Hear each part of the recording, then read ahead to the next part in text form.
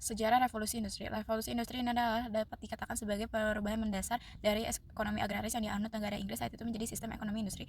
Istilah revolusi industri sebenarnya diperkenalkan oleh Friedrich Engels dan Louis Auguste Blanqui pada abad ke-19, akan tetapi tidak ada ilmuwan yang secara tegas mengemukakan terjadinya revolusi industri. Menurut Subantarjo secara ringkas dalam bukunya berjudul Sari Sejarah Eropa Amerika, membagi fase dan tahap dari revolusi industri menjadi dalam satu siklus rentan waktu yang dalam singkat sebagai berikut. 1750 Abraham Darby menggunakan batu bara untuk melelehkan besi dan mendapatkan nilai besi yang lebih sempurna.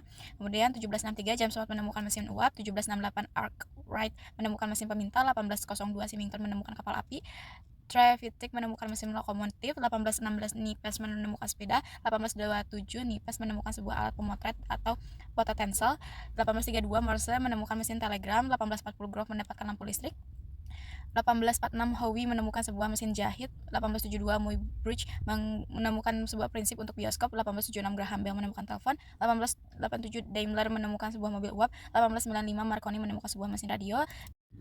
Revolusi Industri 4.0. Industri 4.0 telah menyentuh banyak aspek kehidupan kita sehari-hari. Industri 4.0 mengintegrasikan dunia digital dan fisik, dapat meningkatkan operasi bisnis, produktivitas, dan pertumbuhan pendapatan, memberikan nilai tambah dan customer experience, menghubungkan ekosistem, mendorong keputusan yang lebih baik. Organisasi akan dituntut untuk dinamika inovatif dan mampu beradaptasi dengan tekanan atau tuntutan pasar. Inovasi disruptif atau disruptive innovation adalah inovasi yang menciptakan pasar baru, menggunakan atau merusak pasar yang sudah ada, dan pada akhirnya menggantikan teknologi terdahulu tersebut. Inovasi disruptif mengembangkan suatu produk atau layanan dengan cara yang tak diduga pasar, umumnya dengan menciptakan jenis konsumen berbeda pada pasar yang baru dan menurunkan harga pada pasar yang lama. Contoh revolusi industri 4.0 yaitu yang pertama ada warung telekomunikasi, adalah bisnis yang menguntungkan. Namun saat ini wartel sudah tidak ada atau kita tidak jumpai lagi karena semua orang sudah mempunyai handphone. Kemudian 20 tahun lalu, telepon umum masih terbilang alat yang sangat membantu, namun saat ini hanya tersisa bangkainya saja.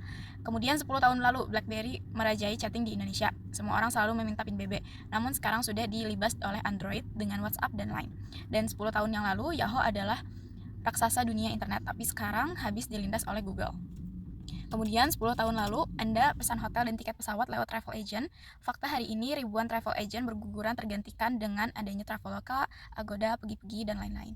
Beberapa bandara di dunia sudah tidak dilayani lagi oleh karyawan, tetapi pakai mesin otomatis dari saat check-in sampai lepas landas. Tidak perlu pusing lagi untuk kemana-mana, bisa dengan Gojek, Grab, dan sebagainya.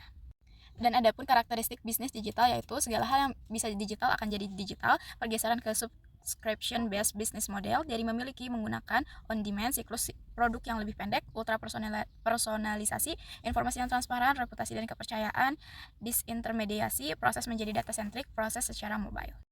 Kemudian ada dampak negatif dan positif dari revolusi industri 4.0.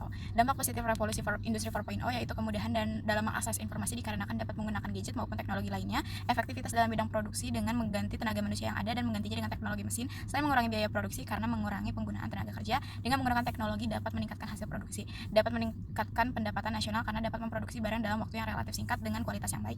Peningkatan peluang kerja bagi tenaga ahli, hal ini dikarenakan walaupun menggunakan mesin tetap saja membutuhkan tenaga ahli manusia untuk menggerakkannya. Sedangkan dampak negatif untuk revolusi industri 4.0 yaitu lebih rentan terhadap serangan cyber. Hal ini dikarenakan proses produksinya menggunakan mesin teknologi, oleh sebabnya sangat penting untuk memiliki sistem keamanan yang baik. Butuh biaya yang besar dalam investasi alat serta pekerja. Hal ini dikarenakan harus mengeluarkan uang yang lebih banyak karena membutuhkan untuk membeli alat terlebih dahulu serta pelatihan keterampilan pegawai agar dapat memakainya. Kemudian adanya urbanisasi di mana meningkatkan jumlah populasi masyarakat yang ada di kota besar, dan yang terakhir adalah berdampak untuk lingkungan. Hal ini dikarenakan dengan penggunaan mesin yang ada dapat menghasilkan polusi udara, limbah dalam jumlah besar serta hal negatif lainnya yang dapat merusak lingkungan. Peran akuntan di era revolusi industri 4.0. Kompetensi CA. CA adalah akuntan profesional yang bertanggung jawab untuk menyiapkan dan melaporkan laporan keuangan kepada pemegang saham atau dan publik. CA dapat menganalisis dan mengevaluasi informasi keuangan, membuat keputusan berdasarkan informasi tersebut, dan merencanakan implementasi keputusan yang diambil.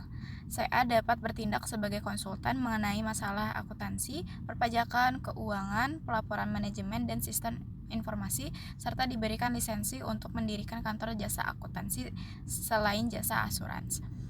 CA dapat menandatangani laporan keuangan perusahaan. CA atau Chartered Accountant adalah akuntan profesional yang memenuhi seluruh kriteria.